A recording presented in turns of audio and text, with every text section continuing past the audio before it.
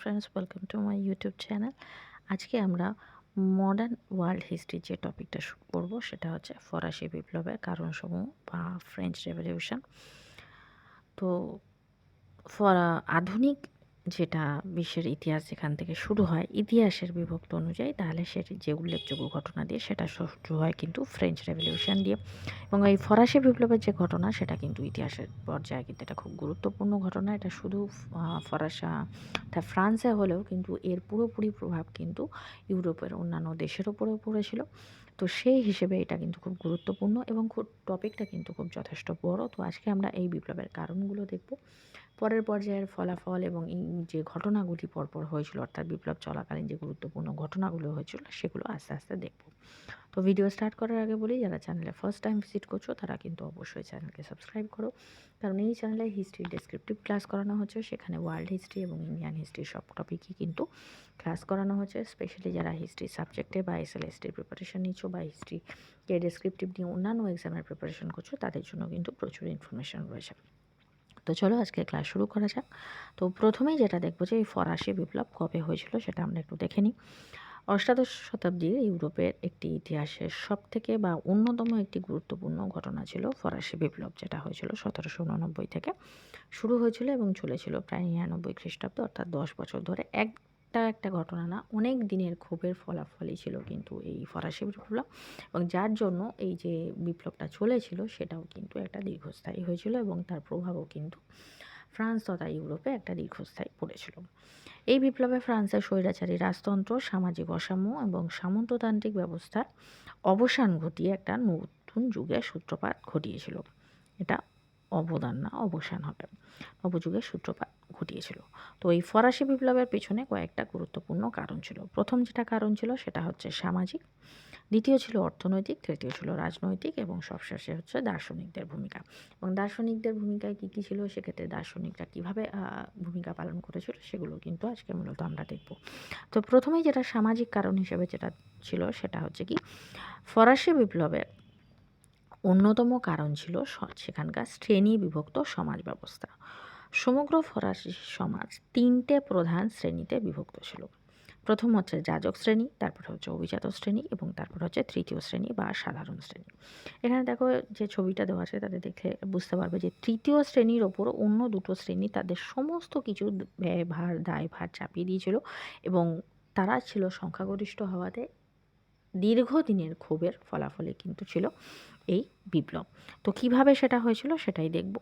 তো প্রথম শ্রেণী বা যাজক শ্রেণী যারা ছিল তারা হচ্ছে ফরাসি ব্যবস্থায় তারা ছিল প্রথম শ্রেণী। এরা ছিল বিশেষ সুবিধাভোগী এবং ফ্রান্সের মোট জনসংখ্যার শুধুমাত্র ছিল 1%, বা যদি সংখ্যা হিসেবে বলা যায় তাহলে প্রায় 1,20,000 মতো সংখ্যায় তারা ছিল। এরা বিভিন্ন রকম কর আদায় করলেও তারা নিজেরা কিন্তু কোনো রকম কর রাষ্ট্রের প্রতি দিত না এবং রাষ্ট্রের সমস্ত রকম ফেসিলিটি বা সুযোগ সুবিধা কিন্তু তারাই ভোগ করত। নেক্সট ছিল এই দ্বিতীয় শ্রেণী। ফরাসি সমাজের যারা অভিজাত শ্রেণী ছিলেন তারা ছিলেন এই দ্বিতীয় শ্রেণী। এরা ছিল ফ্রান্সের জনসংখ্যার মাত্র 1.5%, অর্থাৎ যদি সংখ্যা অনুযায়ী বলা যায় তাহলে প্রায় 3,50,000-এর মতো।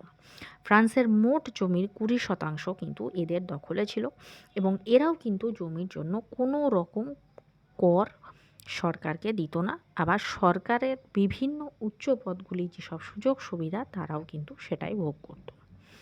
লাস্টে ছিল তৃতীয় শ্রেণী বা সাধারণ মানুষ। ফরাসি সমাজের ব্যবসায়ী, কৃষক, শ্রমিক, বুদ্ধিজীবী, সর্বহারা সকলেই ছিলেন কিন্তু এই তৃতীয় শ্রেণীর অন্তর্ভুক্ত। মোট জনসংখ্যার প্রায় 96 থেকে 97% ছিল এরা।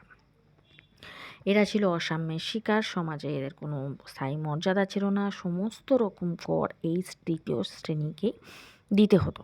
এরা নানা রকম শোষণের শিকার হতো এবং দীর্ঘকালের এই শোষণ তারা সহ্য করতে না পেরে শেষ পর্যন্ত বিপ্লবের পথকেই বেছে নিয়েছিল। নেক্সট ছিল অর্থনৈতিক কারণ। অর্থনৈতিক কারণের দিক দিয়ে অনেকগুলো কারণ ছিল, তার মধ্যে সবথেকে বেশি যেটা দায়ী ছিল সেটা হচ্ছে যে রাজকোষ ছিল সেটা কিন্তু পুরোপুরি শূন্য হয়ে গিয়েছিল, এবং তার প্রধান কারণ ছিল যে বৈষম্যমূলক কর ব্যবস্থা। সেটা ফ্রান্সের, আগেই যেটা আমরা সামাজিক কারণের মধ্যে দেখেছি যে ফ্রান্সের প্রথম দুই শ্রেণী অর্থাৎ যাজক ও অভিজাতরা তারা কিন্তু বেশিরভাগ ভূ সম্পত্তি ব্যবহার করলেও বা ভোগ করলেও তারা কিন্তু কোনোভাবে কোনো কর দিত না। অন্যদিকে যারা রাজত্বের মানে বা যে ট্যাক্সের ব্যাপার ছিল, করের ব্যাপার ছিল, তার সমস্ত ব্যয়ভার কিন্তু তৃতীয় শ্রেণীকে নিতে হতো, অথচ তাদের কাছে কিন্তু কোনো ফেসিলিটি ছিল না, এবং তারা কিন্তু এই অত্যধিক করের বোঝা যে তৃতীয় শ্রেণীকে দীর্ঘদিন ধরে যে তাদের বহন করতে হচ্ছিল, তার ফলেই কিন্তু তারা এই বিপ্লবের পথ বেছে নেয়।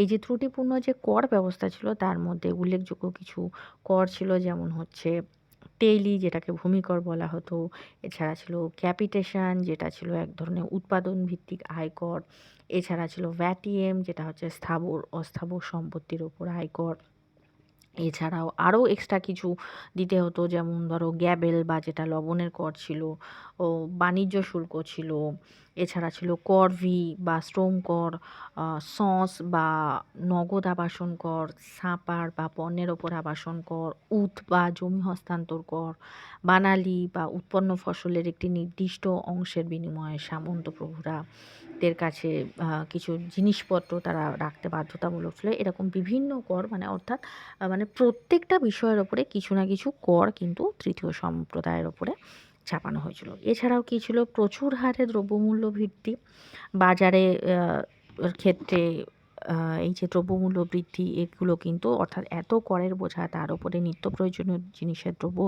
মূল্য বৃদ্ধি, সেটা কিন্তু তৃতীয় শ্রেণীকে বিদ্রোহী করতে বাধ্য করেছিল।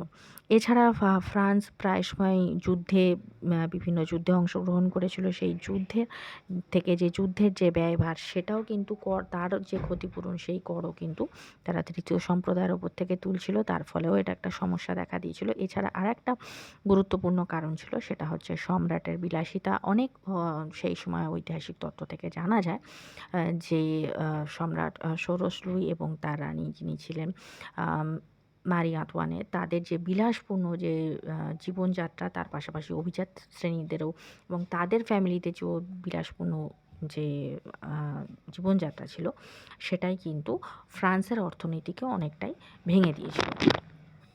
নেক্সট যে কারণ ছিল সেটা হচ্ছে রাজনৈতিক কারণ। রাজনৈতিক কারণের মধ্যে যেটা বলা হয়েছিল সেটা হচ্ছে যে রাজাদের প্রথম যেটা ছিল সেটা হচ্ছে ফরাসি বিপ্লব, যে দীর্ঘদিন ধরে পূর্ব রাজতন্ত্রের বিরুদ্ধে একটা জমে থাকা ক্ষোভের বহিঃপ্রকাশ ছিল। ফ্রান্সের সম্রাটরা তারা কিন্তু যে ঈশ্বর প্রদত্ত ক্ষমতায় বিশ্বাসী ছিলেন, অর্থাৎ তারা বংশক্রমানুগতভাবে তারা যোগ্যতা থাকুক বা না থাকুক, তারা কিন্তু এই শাসনকার্য পরিচালনা করতেন, এবং তার প্রধান কারণ ছিল রাজাদের দুর্বল শাসন। ফরাসি রাজা চতুর্দশ লুই তিনি কিন্তু বিলাস ব্যসনে সবসময় মগ্ন থাকতেন এবং তার স্বৈরাচারী ক্ষমতার মাধ্যমে শাসনকার্য পরিচালনা করতেন। এরপরে পঞ্চদশ লুইও ছিলেন বিলাসী, অলস এবং পরিশ্রম বিমুখ, এবং তার পরবর্তী রাজা অর্থাৎ ফ্রান্সের বিপ্লবের সময় তো তিনি যে রাজা ছিলেন ষোড়শ লুই, তার আমলেও রাজতন্ত্র প্রায় এই দুর্বলতার সুযোগে একেবারে অবক্ষয় শেষ সীমায় এসে পৌঁছয়, এবং তার পক্ষে তখন কিন্তু সেই রাজশক্তির পতন আটকে রাখা কোনোভাবেই সম্ভব ছিল না। নেক্সট ছিল কি, নেক্সট ছিল হচ্ছে দুর্নীতিগ্রস্ত প্রশাসন। রাজশক্তির এই দুর্বলতার সুযোগে শাসনকার্য সম্পূর্ণভাবে কিন্তু অভিজাতদের হস্তগত হয়েছিল।